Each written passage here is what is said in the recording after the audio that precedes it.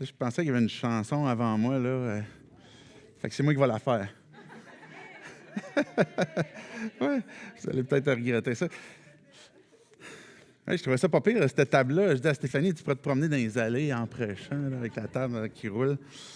Fait que, ben c'est ça, je m'appelle David. On s'est déjà vu, là, je pense que c'est la troisième fois que je viens présentement, là. Et fait que, c'est ça, merci pour l'invitation. C'est vraiment un plaisir pour moi. Je pense que vous avez terminé une série sur Jacques dernièrement. Je pense que c'était la série Authentique. Hugues va venir prêcher avec moi. Qu'est-ce qu'il y a? Non, ça ne barre pas. Fait que c'est pas grave. Fait que voilà. Fait que c'est ça. Et ce matin, ben, c'est un hors-série pour vous. Et j'ai intitulé le message L'Église, le corps de Christ. J'avais à cœur, ben, Stéphanie m'avait dit, si tu veux prendre le thème de l'Église, puis elle m'a donné le champ libre pour parler concernant ce sujet-là. Fait que je vais prier, puis après ça, on va regarder qu'est-ce que Dieu a à nous dire concernant son Église. Dieu, je veux te dire merci. Parce que tu es un Dieu qui est grand, qui est bon, comme on vient de chanter, Dieu, tout honneur te revient. Tu es celui qui s'est penché vers nous, qui nous a tout donné pour qu'on puisse avoir la vie en toi. Je te prie que tu puisses, pour chacun d'entre nous, venir parler à nos cœurs, parler à nos têtes, que nos vies soient transformées, puis que tu nous interpelles pour chacun d'entre nous, puis en Église aussi, à savoir de quelle façon est-ce que tu veux qu'on fasse un prochain pas de foi, qu'on te fasse confiance, qu'on lève les yeux vers toi, Jésus, puis que tu sois glorifié à travers ton Église. Et c'est en ton nom, Jésus, que je prie. Amen. Je suis arrivé à Québec, c'était en 98, c'était dans les années 1900, imaginez. Et je suis arrivé à Québec en 98, et puis l'objectif pour moi en allant à Québec, c'était de pouvoir étudier dans le ministère. Je ne savais pas exactement qu'est-ce que j'allais faire, si j'allais devenir missionnaire, si j'allais m'impliquer dans une maison d'édition d'ouvrages bibliques. Et puis, j'avais déjà comme une maison d'édition qui me soutenait, et aussi j'allais devenir pasteur. Mais j'avais dit à Dieu, tu dirigeras, fais ce que... Je savais que Dieu m'appelait, je ne savais pas comment ça allait se concrétiser. Et en m'impliquant dans l'Église, c'est devenu de plus en plus évident comment est-ce que Dieu voulait que je serve comme pasteur. Et puis, j'ai eu différents rôles, différents titres. Et j'ai eu l'occasion de m'impliquer dans l'église où j'étais à ce moment-là. C'est une église baptiste. Fait que je ne sais pas s'il y a des baptistes ici. Levez pas la main. Ouais, vous pouvez lever la main. C'est correct. Il est trop tard. Y a-t-il des pentecôtistes dans la salle? Y a-t-il des frères? Bref, c'est correct. Oui, lève la main à toutes. C'est correct. Et puis, Hugues, il n'a pas levé la main pour baptiste. Là. Hugues, tu n'es pas baptiste, non? OK, c'est correct.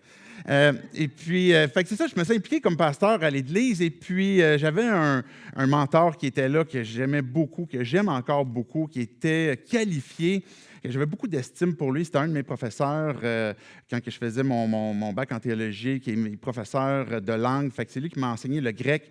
Et j'ai dévoré le grec, j'ai vraiment apprécié, mais il m'a aussi montré à travers, dans l'Église, comment faire les choses dans l'Église. Tu sais, quand on arrive, on ne sait pas trop, tu sais, quand on vit l'Église, tu sais, les choses se passent, mais on n'est pas toujours conscient de tout ce qu'il y a en arrière.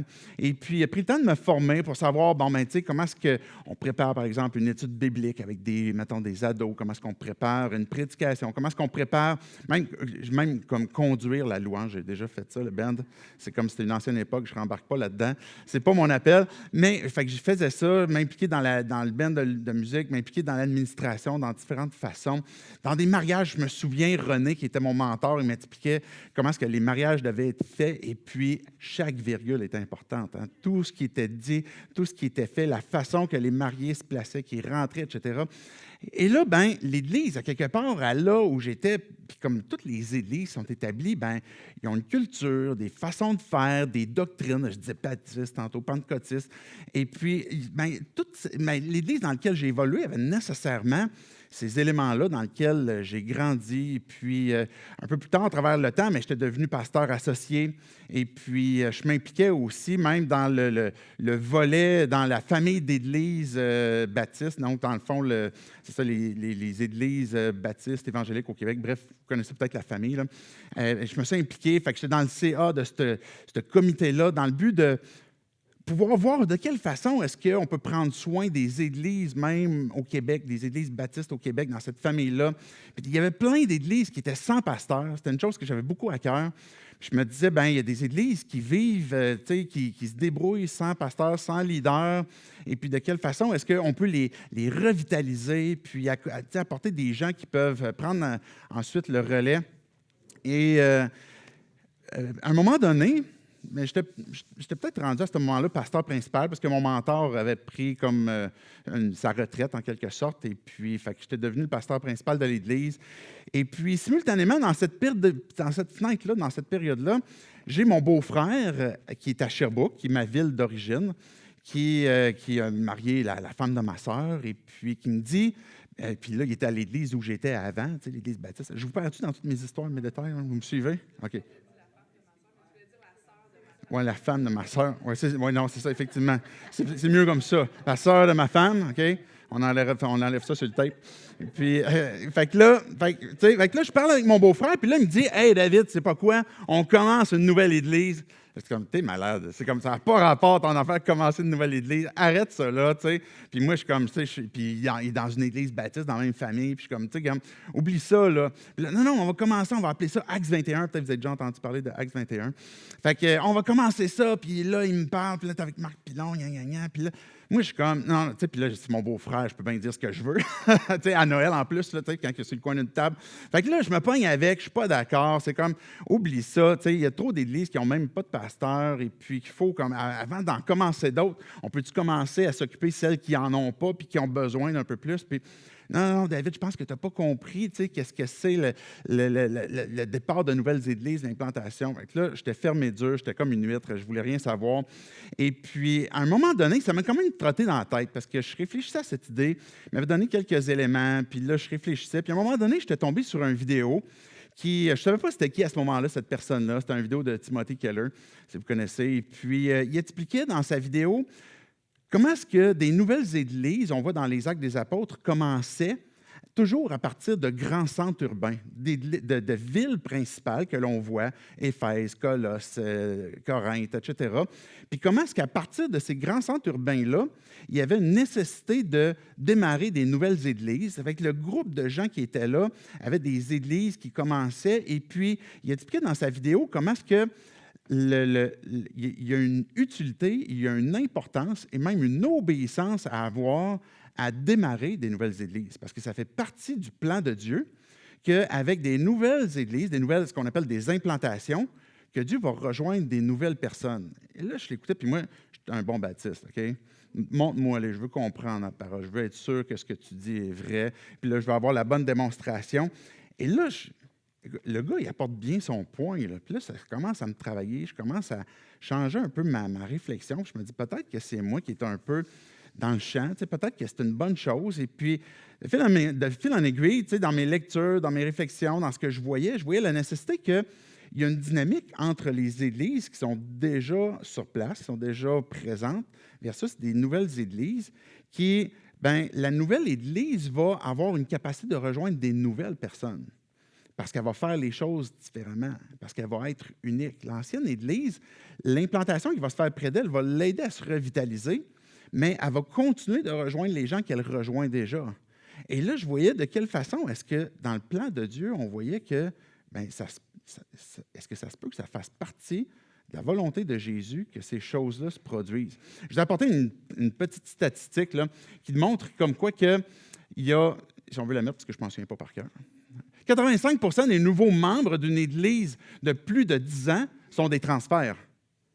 Ça veut dire qu'une Église qui a plus de 10 ans, c'est les nouveaux membres qui rentrent, 85% d'entre eux vont être des transferts. Donc, et la prochaine statistique dit que 70% des nouveaux membres d'une Église en implantation, qui dans cette saison-là, sont des personnes sans Église. Ça veut dire que l'Église qui implante va pouvoir rejoindre des nouvelles personnes. Je voulais vous encourager, là, on fait juste commencer, mais je voulais vous encourager, il y a plus. Vous êtes unique. Vous êtes unique. Vous n'êtes pas une Église, comme je décrivais tantôt, dans laquelle j'ai grandi comme pasteur. J'ai été pasteur dans cette Église-là pendant à peu près, à peu près une douzaine d'années. Ça fait maintenant à peu près 10-11 ans que je suis plutôt dans l'implantation aujourd'hui. Et c'est deux choses qui sont complètement différentes. L'Église qui est en implantation est une Église qui a une identité propre à elle, qui va rejoindre les gens dans son contexte. Et ça ne veut pas dire que parce que l'Église est nouvelle, elle apporte un nouvel évangile. Ce n'est pas ça du tout. Mais c'est plutôt qu'elle va apporter le même évangile, mais avec une approche qui fait que les gens qui sont sans Église vont se poser la question, OK, comment moi, qui ne connais pas Jésus, qui ne connais pas l'Église, qui a peut-être un arrière-plan, etc., comment moi je peux relater ou faire le lien entre ce que tu me dis de l'Évangile et ma vie? C'est ça, être un témoin de Jésus. Être un témoin de Jésus, c'est je suis capable de dire que l'Évangile qui est pertinent pour ma vie, je vais être capable de le traduire en mots pour que l'autre le comprenne. Et l'Église qui est en implantation, dans cette saison-là, va faire beaucoup cet effort-là pour se contextualiser, pour rejoindre des nouvelles personnes. Et c'est ça qui fait que il y a plus, vous êtes dans cette saison de vie-là, et qui est une belle saison, mais qui est complètement différente d'une Église qui est déjà présente et établie depuis 10, 15, 20 ans. Je prends le temps de le mentionner parce que la plupart des églises qui sont dans une saison d'implantation, le début est quand même par des gens, un noyau de gens qui sont issus d'églises qui ont été établies. Vous me suivez? Je ne vous connais pas, là, je vous connais un peu ici et là, mais j'imagine que la réalité, c'est que vous avez un parcours similaire à ce que moi je vous ai décrit, c'est que vous êtes issu d'une église relativement bien établie, puis là maintenant vous êtes dans l'implantation d'Il y a plus, et les implications sont différentes. Mais Dieu, dans son plan, il pourvoit des nouvelles églises pour que, justement, on puisse faire grandir son royaume dans le royaume de Saguenay. Je l'avais réfléchi, celle-là. Je pensais que c'était meilleur que ça, mais en tout cas, je suis un peu déçu de votre réaction. Ah, merci. Il est un peu tard, mais c'est correct. C'est correct. OK. Une église, ce que l'on veut. OK, on arrive bientôt dans les textes que je vais vous lire, là, mais je suis en train de mettre la table tranquillement pour qu'on vous puissiez comprendre un peu qu'une église établie depuis longtemps versus une église qui est dans un mode d'implantation, qui est dans cette saison-là, c'est deux choses différentes avec des implications différentes.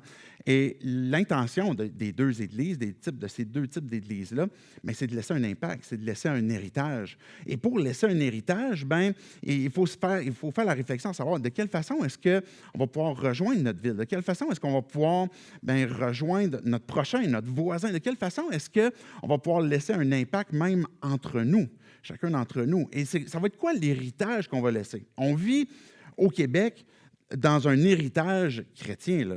Moi, hier, ma femme, là, on a passé 2 nuits à Chicoutimi. On est à côté d'une immense église catholique. Là. Vous savez sûrement c'est laquelle. Là. Moi, je ne sais pas c'est quoi le nom. Là. Et puis, ils m'ont dit, elle est immense. C'est impossible de ne pas la voir. C'est comme à peu près dans tous les villages du Québec. Il y a un héritage qui est là. Toutes les villes ont des saints, quelque chose sur les rues, des quartiers, peu importe. Mais quel héritage est-ce que l'Évangile que l'on vit, que l'on porte en Église, peu importe d'où on vient, mais aussi à Il y a plus, quel impact, quel héritage est-ce qu'on va laisser? Et ça, c'est une bonne chose que de se poser la question. Et l'héritage qu'on veut laisser, mais peut-être qu'on vit dans un monde où il y a un héritage qui peut peut-être être un peu négatif par rapport à l'Église avec un grand E, okay? Que ce soit l'Église évangélique, même l'Église catholique. Il y a pu avoir, par exemple, un héritage qui a laissé peut-être un goût amer chez les gens près de nous. Peut-être que vous côtoyez des gens dans vos familles, de vos voisins, etc. Puis on va dire, OK, mais l'Église, elle a peut-être, elle a laissé un héritage, par exemple, où elle a montré un manque d'amour, un manque d'accueil, un manque de dynamisme, pour ne pas dire plate. Là. Et peut-être que ça pourrait être dans notre façon d'être intransigeant. Fait que là, on a laissé peut-être un impact sur comme, ben, nous, l'Église, on est contre. On est contre ci, on est contre ça, on est contre les différentes choses.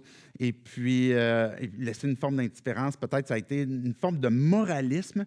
L'Église peut être vue, vous travaillez peut-être dans un secteur, vous avez des gens, vous côtoyez, puis vous dites, ben, tu sais, vos collègues peut-être vont vous dire, ben, tu sais, si moi je suis chrétien, j'ai envie de devenir chrétien, j'ai l'impression que ça va être difficile pour moi d'intégrer l'Église. Parce que je suis identifié ou étiqueté peut-être avec des habitudes de vie qui fait que je ne pourrai jamais m'identifier comme chrétien. Et là, ça devient difficile à cause de l'impact peut-être qu'on a laissé. Mais ce qu'on veut laisser, c'est un impact de qui est Jésus. Qui est Jésus pour Il y a plus? Qui est Jésus pour toi personnellement? C'est quoi la bonne nouvelle pour toi. Et c'est ça l'impact qu'on veut laisser. Plus qu'une culture d'Église, mais on veut avoir une façon d'approcher, de rencontrer les gens et puis de révéler, mais c'est qui l'Église? Vous êtes le corps de Christ. Tantôt, je trouvais ça le fun. Ta fille est venue me voir, elle me dit, c'est quoi le titre du message? Là, je dis, ben, c'est l'Église, le corps de Christ. Là, je voyais, ça ne l'allumait pas plus que ça. C'est le fun. Puis là, je dis, est-ce que tu comprends? Est-ce que ça t'inspire? Elle m'a dit non. Puis là, je dis, ben, dans le fond, là, c'est quoi? C'est quoi l'Église, le corps de Christ? Une belle formulation biblique. Ça veut dire quoi? Ça veut dire que chacun d'entre nous, les chrétiens, quand on est rassemblés, on fait la forme de Jésus. On représente Jésus. Et ça, ce qui est cool, c'est que l'Église n'est pas à propos de toi. L'Église n'est pas à propos de moi. L'Église est uniquement à propos de Jésus. Et c'est lui qu'on veut laisser puis qu'on veut proclamer. Et ce que Jésus, dans le fond, Jésus, il dit, là, juste avant de remonter au ciel, il dit, bon, OK, je suis avec vous tous les jours jusqu'à la fin du monde, je vous accompagne et puis je vous donne ma puissance. Et puis, le fait que Jésus soit avec nous tous les jours, on appelle l'Esprit de Dieu qui vient vivre en nous, l'Esprit de Christ. L'Esprit de Christ, il vient vivre en dedans de chacun d'entre nous. Il nous mobilise, il nous articule ensemble. On est, 1 Corinthiens 12, on est son corps. Souvent, on fait comme beaucoup de détails sur les différents dons qu'on voit dans 1 Corinthiens 12. Mais l'objectif principal de tout ça, c'est on est un corps. Et on est unifié en Christ. Et puis donc, Jésus qui se mouvait, qui se déplaçait, qui vivait sur terre, qu'on voit dans les évangiles, et ce même Jésus qui, encore aujourd'hui, se déploie par son esprit dans nos églises, dans son église avec un grand E, puis dans les différentes formes qu'on peut prendre avec ce qui place comme un appel dans nos vies. Est-ce que vous me suivez jusque-là? OK, il y en a deux. C'est correct. Jésus, ce qu'il fait, c'est qu'il va déployer deux forces en particulier. OK? Puis ces forces-là, peut-être que vous allez vous identifier à un puis pas à l'autre. Juste avant que je les vois, là, c'est souvent quelque chose qu'on entend dans l'Église. OK? Réfléchissez un peu et essayez de voir où est-ce que vous vous identifiez.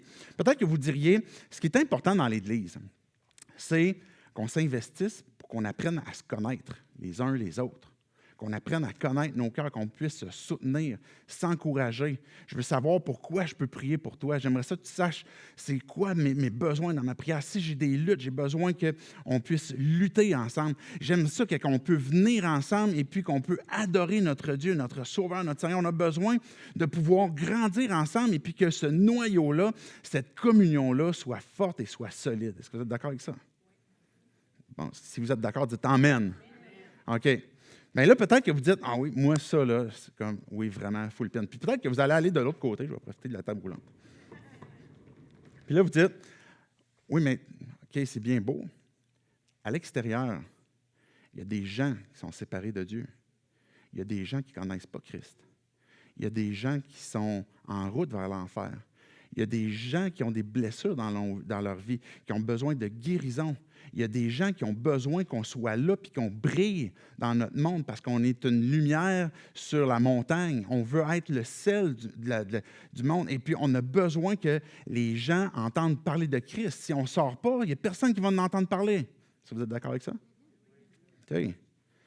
Bien, la réalité, c'est que souvent, ces deux positions-là, dans nos églises, dans toutes les églises, sont souvent en tension l'un avec l'autre. Et ça fait partie du plan de Dieu. Je ne sais pas si ça fait partie du plan de Dieu qu'on soit dans la tension. Peut-être que ça nous sanctifie un peu. Mais la réalité, c'est un peu, et je l'imagine toujours un peu dans mon esprit comme ça, c'est un peu comme si, je ne sais pas si vous faites du canot des fois, là, mais vous allez comprendre le concept quand même. On a deux pagaies, deux rames, voilà. Et puis, il y a une rame qui fait que c'est la force à l'intérieur qu'on a besoin de fortifier, qu'on a besoin de solidifier, qu'on a besoin de s'investir. Et l'autre âme, c'est celle où c'est la force qui nous propulse pour rejoindre le monde. Si tu te mets à ramer juste d'un côté, qu'est-ce qui arrive? Tu tournes en rond, c'est ça, on n'a pas besoin de pagayer longtemps, on le sait, ça ne marche pas. Puis même si on utilise l'autre rame, on va dire, OK, c'est parce que celle de droite est défaillante, on va utiliser l'autre, on va juste tourner en rond sur l'autre bord. Et ce qu'il faut faire, c'est qu'il faut pagayer des deux côtés.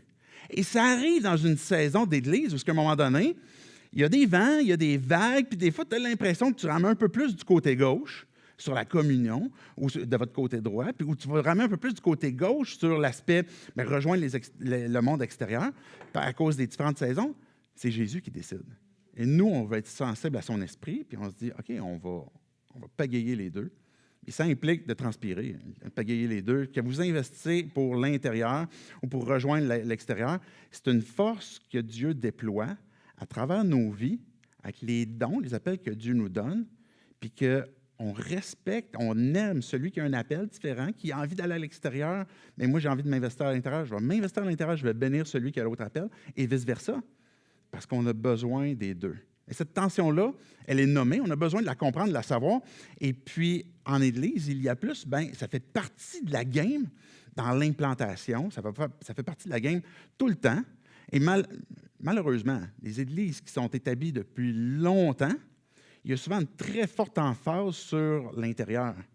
Et on oublie justement de ramer du côté de quelle façon est-ce qu'on peut rejoindre les gens à l'extérieur. D'où la statistique qu'on parlait tantôt. Il y a un oubli qui se fait. Et c'est pour ça que l'Église qui vient s'implanter va donner peut-être un petit coup de fouette à l'Église qui est là depuis longtemps, puis qui va dire comme, hey, il faut qu'on bouge aussi, il faut qu'on fasse quelque chose, il faut qu'on change nos façons de faire. Il y a des cultures qu'on a besoin de transformer. Et quand on se souvient de quelle façon Dieu nous utilise, par exemple, pour Il y a plus, de quelle façon est-ce qu'on est unique, qu'on est placé ici, à Saguenay, Jonquière, Chicoutimi, et puis que vous vous investissez pour rejoindre les gens. Parlons de la première force, OK? La force qui nous permet d'aller vers l'intérieur. Ce que je vais faire brièvement, déployer un petit peu les ingrédients de ces deux forces-là, je vais utiliser l'exemple de l'Église de Jérusalem, OK? Donc, l'Église de Jérusalem dans les Actes. Fait que si on commence dans Acte 2, verset 42, c'est assez typique comme verset. Un premier ingrédient que je veux mentionner, il persévérait dans l'enseignement des apôtres, dans la communion fraternelle, dans la fraction du pain et dans les prières. La première des choses qui est mentionnée, on voit des dons de personnes qui sont des apôtres. Et la job des apôtres, c'est quoi? Jésus disait, enseignez-leur à observer tout ce que je vous ai enseigné, tout ce que je vous ai donné. La job des apôtres, ce que Jésus leur a dit, c'est l'Esprit va vous rappeler, vous allez prêcher. Et qu'est-ce qu'il prêchait? Il prêchait Jésus. Ça nous revenait à ce qu'on disait tantôt. La force à l'intérieur, là, ce qui fait que l'Église est forte, que le noyau est fort, que la communion est forte, puis qu'il y a quelque chose qui se tient, c'est parce que la pierre angulaire de tout ça, c'est qui? C'est Jésus, c'est Christ. J'aurais pu citer Pierre qui va dire, par exemple, vous êtes des pierres vivantes, vous vous approchez de la pierre, vous êtes des pierres précieuses, vous vous approchez de la pierre angulaire, etc. Le centre de tout ça, et je l'ai dit tantôt, c'est à propos de Jésus. Fait que ce qu'on prêche, par exemple, par les apôtres qui sont là, la fraction du pain, c'est quoi la fraction du pain? C'est la communion. On fractionnait le pain, on prenait la coupe dans l'idée de, voici, ceci est mon corps, ceci est mon sang qui est rompu. C'est encore à propos de Jésus. Et ça, puis on appelle ça la communion. Fait que ça, c'est au sein de l'Église où on se rappelle qu'est-ce qui fait qu'on est unis, c'est quoi l'ingrédient principal qui fait qu'on est fort? C'est qu'on est tous unis à propos de Christ. Et ça, ce qui est bizarre, c'est qu'on est tous très différents.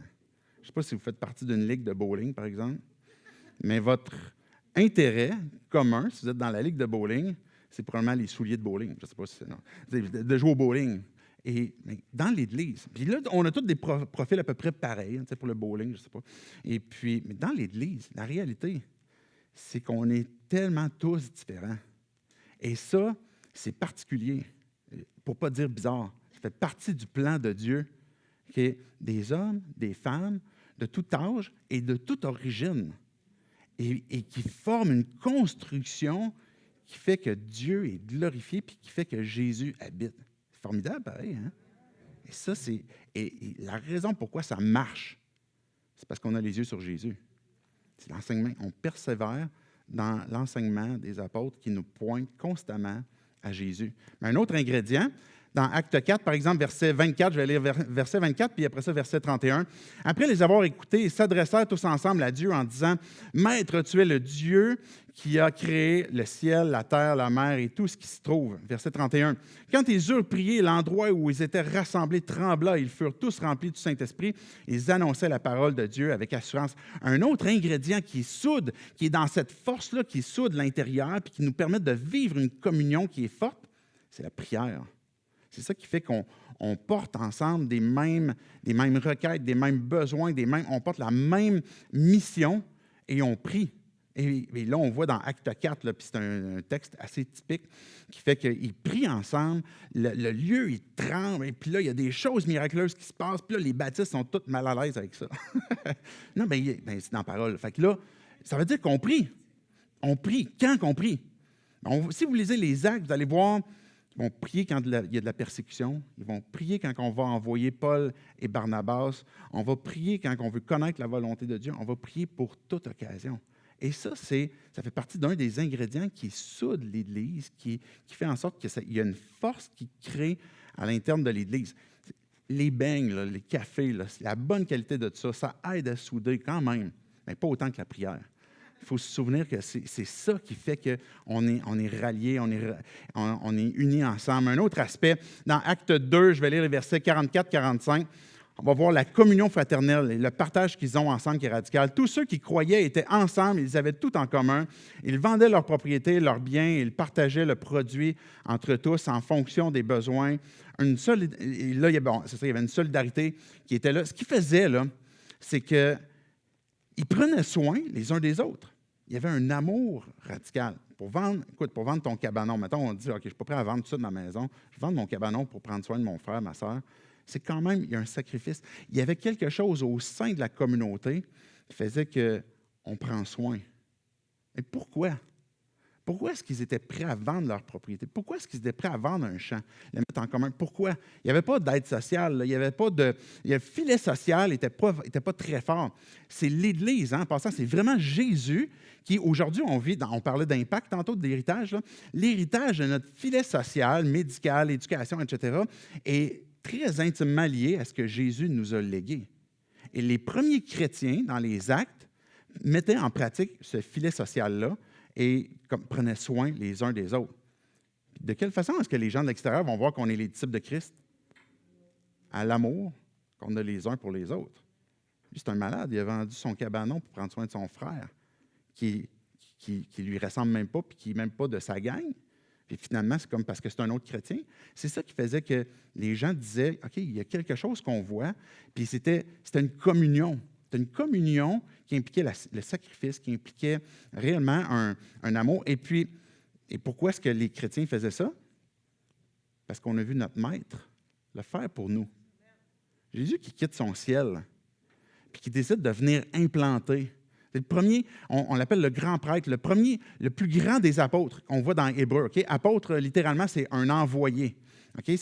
On voit dans les rôles que Dieu donne, que Jésus donne à son Église, des apôtres, les premiers apôtres, mais on voit aussi qu'il y a d'autres envoyés. Tout ce qui est missionnaire, tout ce qui est implantation, c'est un domaine, un appel particulier. Jésus était le premier à faire cet appel-là. Il était le premier apôtre à venir, à marcher avec nous et il s'est sacrifié. Il a tout donné. Déjà, juste de venir marcher avec moi sur terre, c'est un gros sacrifice. Je demandais à ma femme. On n'est pas toujours facile à vivre. On n'est pas toujours. Et la réalité, c'est que Jésus, il nous connaissait. Il sait c'est quoi. Et il nous a aimés. Et il était en communion avec ses disciples. Il était en communion avec nous. Et c'est pour ça que l'Église vit cette force-là à l'interne. La Sainte Seine, on en a parlé tantôt. Je ne lirai pas le texte. Vous savez, le dernier ingrédient, justement, qu'on parle des ingrédients sur la force qui nous propulse vers l'extérieur, mais le dernier ingrédient qui aide beaucoup à consolider la force pour qu'on soit bien soudé à l'intérieur, c'est mon ingrédient préféré. Savez-vous c'est quoi? Hein? Manger. C'est vrai, ça aide, mais c'est pas ça. Les conflits. What? Mon ingrédient préféré. Parce que ça nous sort de notre confort, de nos habitudes. J'aime dire préféré parce qu'on voit dans les actes, il en arrive des conflits. Et puis, je ne suis pas en train de dire que Dieu veut, puis qu'il veut le désordre, puis il veut le conflit, etc. Mais ils arrivent. Ça fait partie d'un désordre, ça fait partie d'un certain chaos qui vient révéler, qui vient apporter lumière sur nos propres cœurs, nos propres vies. Et puis, quand on regarde les actes des apôtres, là, puis j'aurais pu vous citer différents endroits, mais si vous regardez l'histoire de Jérusalem, dans Acte 6, c'est quoi qui arrive? Il y a des femmes qui ils subissent en quelque sorte une forme de défaveur, je ne sais pas comment le dire, là, mais qui ils ne reçoivent pas autant que les autres. Et là, il y a un conflit qui se crée. Et là, ils ont besoin d'agir. Qu'est-ce qu'on fait maintenant avec ça? On arrive dans Acte 15, il y a un autre conflit qui se crée. Et puis là, on envoie des gens, puis là, OK, de quelle façon est-ce que ceux qui ne sont pas juifs, qui se sont convertis, on va-tu leur imposer qu'il ne faut pas qu'ils mangent d'animaux, etc., qu'il faut qu'ils se fassent circoncire, etc. Puis là, il y a un conflit qui sort là. On voit dans les actes, puis on ne les a pas cachés dans les actes des apôtres, on ne les a pas cachés dans les autres épîtres. Il y a des conflits qui arrivent. Et l'Évangile, la bonne nouvelle, ce qui est cool, c'est qu'elle va nous montrer, oui, comment. Mais premièrement, pourquoi? Pourquoi on va cheminer au-delà du conflit? Pourquoi on va vouloir traverser ce conflit-là? Pourquoi est-ce que... Parce que le conflit qui arrive dans l'Église, il y a des églises qui se divisent suite à des conflits. Mais les conflits sont inévitables. Ils vont arriver. À partir du moment où il commence à grandir, là, il y a des gens qui vont venir ici, des nouvelles personnes, des nouveaux pécheurs qui vont arriver. Il y en a déjà des pécheurs ici, je suis convaincu, là, quelques-uns, OK? Mais ils vont repartir à 180 à la fin de la journée. OK? Parce que moi, je les connais, eux autres, je sais que c'est des pécheurs. Reprendez-vous. Mais, tu sais, des nouveaux pécheurs, il va en avoir des conflits, ça va être inévitable. Mais ça, c'est une bonne chose parce que là, on fait le point. Puis, OK, là, on peut pointer les autres, etc. Mais un jour ou l'autre, pour que le conflit se règle, si vous êtes en relation étroite avec une autre personne, à un moment donné, vous n'avez pas le choix de réaliser que, OK, il faut que je me regarde. Quand on a compris l'Évangile, quand on est devenu un enfant de Dieu, c'est parce qu'on a fait ce processus-là avec Dieu. Dieu, devant toi, je suis un pécheur. Je suis condamné. J'ai besoin d'être sauvé. J'ai besoin que tu me transformes parce que c'est moi. Puis je n'arrive pas à performer tout ce qui est suffisant pour que je sois réconcilié avec toi. Et là, maintenant, la même réflexion est faite avec mon prochain, avec lequel je suis en conflit. Ça se peut que j'ai souvent raison. Quand on est en conflit, c'est souvent nous qui avons raison, ce n'est pas l'autre. Mais ça se peut que ça nous emmène à OK, la bonne nouvelle pour moi, c'est quoi? OK, ça se peut que j'ai manqué. J'ai manqué de sensibilité. J'ai agi de telle façon, j'ai dit tel propos, j'ai agi trop vite, j'ai pas assez agi vite. Il y a des choses qui me sont reprochées. Et puis là, je peux les confesser, parce que c'est quoi la suite de la bonne nouvelle? Que Dieu m'a pardonné, m'a fait de moi un enfant de Dieu, et puis que l'autre qui comprend que je suis son frère, puis que moi, je comprends qu'il est mon frère, puis que Dieu ne l'a pas rejeté, il l'a accueilli. Qui je suis pour rejeter celui que Dieu a accueilli? Alors, je vais vouloir pardonner parce que je réalise que moi-même, j'ai besoin encore de restauration, de transformation. Puis, je suis en parcours, je suis en train d'être sanctifié. Et ça, c'est la beauté de comment est-ce qu'une Église va se faire. Fait que souvent, il faut dédramatiser le conflit. Puis je prends le temps de mentionner, pas parce que j'ai entendu que vous avez des conflits, là, en passant, là, c'est dans mes notes. Et puis, mais on va dédramatiser le truc, on va prendre le temps, on va vivre la chose. Ça se peut qu'il y ait un petit chaos pendant un certain temps, puis à un moment donné, on va réfléchir à nos propres vies, puis, OK, pour la gloire de Dieu, pour l'avancement de son Église, où on en est, qu'est-ce qu'on fait, comment est-ce qu'on doit agir, comment est-ce que moi j'ai besoin de me repentir. OK, finalement, il faut que je passe à l'autre étape aussi, qui est la force qui nous propulse vers l'extérieur. On a parlé beaucoup des ingrédients qui nous parlent pour renforcer l'intérieur. Regardez dans Acte 4, chapitre 5, versets 40 à 42. Les chefs religieux appelèrent les apôtres, les firent fouetter, leur interdirent de parler au nom de Jésus et les relâchèrent. Les apôtres quittèrent le Sanhédrin, joyeux d'avoir été jugés dignes d'être maltraités pour le nom de Jésus. Je ne sais pas qu'est-ce qu'ils avaient mangé, eux autres, mais il y avait la ferveur, là. Et chaque jour, dans le temple, et dans les maisons, ils ne cessaient pas d'enseigner et d'annoncer la bonne nouvelle de Jésus, le Messie. Eux autres, là, puis ça peut arriver encore aujourd'hui, nécessairement, Jésus l'a dit. Eux autres, ils se mettent à prêcher Jésus. OK, cet ingrédient-là, on dit tantôt qu'à l'interne, un des ingrédients qui fait qu'on est soudés, c'est parce qu'on est tous ralliés à propos de Jésus. Et les gens qui viennent à Christ, qui nous propulsent, qui fait qu'on veut aller vers l'extérieur, c'est parce que la bonne nouvelle est proclamée aussi à ceux qui ne le connaissent pas. Et puis là, même les gens qui ne le connaissent pas, là, on voit le Sanhédrin ici, des autorités, vous allez cesser d'enseigner au nom de Jésus, puis eux, ils vont dire qu'il faut obéir aux hommes ou à Dieu. Qu'est-ce que vous en pensez? C'est le même Sanhédrin qui avait condamné Jésus en passant, hein? Les mêmes gars qui étaient là. Et puis là, les apôtres, ils disent, on va continuer de faire ce qu'on fait, puis ils repartent, puis ils enseignent, ils prêchent l'Évangile. Un Évangile qui est clair, Jésus qui est mort pour le pardon de nos péchés, qui est ressuscité, qui vit en nous, qui nous a envoyé son esprit, qui déploie ses dons. C'est ce Jésus-là qui prêche. Et ça fait partie de ces ingrédients qui fait qu'on a besoin de proclamer. Puis si vous lisez les Actes, vous allez voir cette expression-là de proclamer, de dire, d'annoncer, d'être des témoins. C'est ça qui fait qu'on est en train d'être propulsé par l'extérieur. Et il y a un autre ingrédient dans cette force-là aussi qui nous propulse. Regardez bien Acte 3, versets 6 et 7. Pierre lui dit, « Je n'ai ni argent ni or. » Je ne sais pas si vous vous souvenez, Pierre, il rentre au temple, il y a un boiteux qui est là, qui ne marche pas. Il dit, « J'ai pas d'argent ni or, mais ce que j'ai, je te le donne. Au nom de Jésus-Christ de Nazareth, lève-toi et marche. » Puis il le prit par la main droite et il le fit lever. Ses pieds et ses chevilles s'affermirent immédiatement. L'Esprit qui déploie sa puissance, comme il veut, quand il veut, et l'Église doit être prête à obéir à ça. C'est l'Esprit de Dieu qui décide. Okay? Je ne sais pas peu importe de quelle origine doctrinale on est, qu'on soit baptiste, pentecôtiste, on s'en fout. Si l'Esprit de Dieu il dit, je veux déployer ma puissance, c'est lui qui va le déployer quand il veut, comme je disais, comme il veut. Mais pour nous, on a besoin de dire, OK, de quelle façon est-ce que tu veux nous utiliser? De quelle façon est-ce qu'on écoute cet esprit-là qui nous parle, puis qui veut qu'on soit un témoin, qui veut que, je ne sais pas si vous allez avoir l'audace d'aller relever quelqu'un comme ce que Pierre il vient de faire, mais peut-être que Dieu va vous mettre cette chose-là à cœur. Ça peut être de différentes façons. Et puis, ce qui est le fun avec Dieu, c'est que l'Esprit de Dieu, il connaît les cœurs, il connaît les régions, il connaît les secteurs, il sait comment rejoindre les gens. Pourquoi est-ce qu'il faut attendre un certain temps? Pourquoi est-ce qu'il faudrait déployer tout de suite la puissance maintenant ou de la différer? Vous me suivez? Et nous, ce qu'on a besoin, c'est de dire, bien, on veut être dynamisé par ça. Mais il faut faire attention de ne pas dormir au gaz, puis s'endormir, puis venir, on va avoir des enseignements le dimanche, on va chanter, on va prier un peu, puis après ça, on va repartir le reste de la semaine. On est l'Église de Christ, l'Esprit qui vit en nous, puis il nous utilise tout au long de la semaine. Et son esprit, quand il vit en nous, bien, il va déployer sa puissance comme il veut, quand il veut. Une chose qui est arrivée, je parlais tantôt des conflits au sein de l'Église, bien, simultanément, il y a un autre ingrédient qu'on voit aussi qui déploie la force pour nous propulser. Puis celle-là aussi, je l'aime beaucoup, mais je le dis, j'espère que ce n'est pas enregistré, là. C'est la persécution. La persécution, on voit que les chrétiens sont persécutés, pas parce qu'ils sont tout le temps en train de blaster sur Facebook, okay? Pas parce qu'ils sont tout le temps en train de dénoncer des trucs, et je ne sais pas, là, je ne vous connais pas encore là, je ne sais pas si peu importe, vous me suivez. Okay? Mais l'idée, c'est quand on regarde les actes des apôtres, s'ils sont persécutés, c'est parce qu'ils prêchent Christ, parce qu'ils vivent pour lui. Et puis là, on est mal à l'aise avec ce que tu dis. Et là, on voit que Dieu, que Jésus utilise la persécution, que même des fois en Église, puis on va dans les actes, là, on a envie de se fermer, on a envie de se refermer, on a envie de comme devenir une Église catacombe.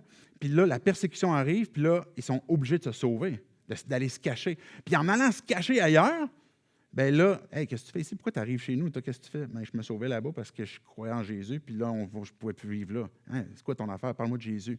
Et là, il utilise ça pour venir nous parler. C'est à propos de Jésus. Souvent, notre confort est très important. Je ne veux pas être trop abrasif, mais dans une église en implantation, il faut régulièrement se rappeler de sacrifier notre confort pour justement aller vers l'extérieur, pour proclamer, pour parler, pour renoncer à des habitudes que peut-être on avait, qu'on voudrait qu'ils soient réintégrées dans l'Église, mais qu'on dit, OK, ces choses-là, ce n'est pas à propos de moi, ce n'est pas à propos de mes habitudes, ce n'est pas à propos de comment est-ce que moi je vivais une culture d'Église dans le passé puis que je veux réintégrer, et de quelle façon maintenant Jésus, il veut qu'avec qui on est, avec les gens qu'il veut qu'on joigne, mais qu'on sacrifie notre confort et qu'on va vers l'extérieur pour gagner le monde. Vous me suivez? Oui, l'emmène est un petit peu plus difficile peut-être pour celle-là. Je suis avec vous, là. On est en même place, OK? Moi aussi, des fois, je dis, Dieu, mais j'aime mon confort. Puis des fois, il me pousse un peu, mais on est toujours content. On a tous des moments, si vous êtes croyant depuis un certain temps, puis vous vous souvenez, vous avez fait un pas de foi, vous avez obéi à Jésus, ça a été difficile. Combien la récompense après? Puis quand je parle de récompense, c'est une satisfaction de cœur, d'esprit, de dire comme, j'ai vu comment est-ce que Dieu m'a utilisé. Puis indépendamment de quel fruit ça l'a donné, bien, je suis content d'avoir fait ça. Et ça, Dieu le fait, il le refait, il le refait, même si vous êtes des vieux chrétiens. C'est ça qui est cool, vous allez redécouvrir la jeunesse en faisant ça. Il n'y a rien de mieux qu'une église en implantation pour redécouvrir le zèle pour l'Évangile. Si on invitait et je termine là-dessus, si on invitait l'Église de Jérusalem, tu sais, on personnifie l'Église de Jérusalem, un peu comme notre grande sœur, mettons, qui vient nous parler, qu'est-ce qu'elle nous dirait? Et j'ai fait la réflexion de savoir, bien, à travers les actes des apôtres, là, qu'est-ce qu'elle nous dirait, l'Église de Jérusalem, qui viendrait nous visiter à Il y a plus maintenant. Et je pense qu'elle nous dirait, faites tout dépendre de l'esprit et pas de vos stratégies. Les stratégies sont bonnes. Merci de dire amen. Les stratégies sont bonnes. Les réflexions, on veut, je pense que c'est Spurgeon qui disait ça, là, on agit du mieux que l'on peut, on obéit le plus que l'on peut, puis comme si tout dépendait de nous, mais on prie comme si tout dépend de Dieu. Mais ultimement, nos stratégies, ce n'est pas ça qui fait que ça va réussir. L'Église, il y a plus. Tout dépend de l'Esprit de Dieu, de cette union qu'il va vous donner, puis de comment est-ce qu'il va vouloir vous utiliser. Et tout dépend de l'Esprit. Et peut-être que Jérusalem nous dirait, moi j'ai vu un gars comme Étienne qui s'est fait lapider. Et puis j'ai vu quel impact, malgré le fait qu'il s'est fait lapider, comment est-ce que le corps de Christ a grandi cette journée-là. On a perdu un gars qui est allé rejoindre Jésus. On en a gagné des milliers d'autres. Peut-être qu'on pourrait avoir, l'Église de Jérusalem nous dirait, moi j'ai vu un Philippe aussi, qui a donné sa vie aussi à Christ. Peut-être qu'il nous dirait, j'ai vu Pierre, Jean, et puis Pierre et Jean qui se sont fait battre, et puis qui sont repartis joyeux. Puis personne ne comprenait c'était quoi leur affaire, mais ils sont partis joyeux parce qu'ils souffraient pour l'Évangile. Peut-être que et elle nous dirait bien, que tout dépend justement de la façon que l'Esprit nous utilise, plus que de nos stratégies. Humainement, là, nos stratégies, les gars, ils sortent de s'être fait battre par le Sanhédrin, on fait des stratégies humaines, on ne fera pas la même chose. Mais pour eux, c'est non, l'Esprit me dit, va prêcher. Et c'est de cette façon-là que le royaume a avancé. Peut-être que notre grande sœur, Jérusalem, nous dirait, aimer pour vrai. Aimer, pas juste parce que l'autre ne nous dérange pas trop, parce que là, on croise un peu plus. Soyez prêts à vous sacrifier pour l'autre, à prendre soin, à encourager, plus que de faire un sourire, ce qui est un bon départ, mais qui est réellement d'être prêt à assister, à tolérer, à écouter, à encourager. Peut-être que notre grande sœur, Jérusalem, viendrait nous dire, fuyez pas la souffrance. Fuyez pas la souffrance. Ça fait partie de la game. Ça fait partie de la vie du corps de Christ. Si Jésus, qui est notre maître, a souffert à certains moments, l'Église est appelée aussi, à certains moments donnés, à souffrir. Il pourrait dire, bien, j'ai vu, imaginez à l'époque, il y avait des gens qui étaient martyrs. Là. On ne vit pas ça au Québec. On est vraiment bien. Il faut se rappeler. Là. Je vais parler de Jérusalem pour commencer. Là. Il y a des gens qui étaient tués à Jérusalem. Il y a des gens, on aurait pu voir notre femme, on aurait pu voir notre mari, on aurait pu voir nos enfants. Puis ils étaient persécutés. Puis on ne vit pas cette persécution-là aujourd'hui, là, à très petite échelle. Puis il y a des gens dans notre monde aujourd'hui qui vivent des persécutions peut-être pires que ce qui a été vécu à Jérusalem. Puis ils ne fuient pas les souffrances. Pourquoi? Parce qu'il y a une espérance qui est plus grande. Mais Dieu, dans sa stratégie qui lui appartient, fait grandir son corps, même à travers des souffrances qu'on peut porter. Pourquoi? Parce que nos yeux ne sont pas sur notre plan terrestre, sur l'éternité.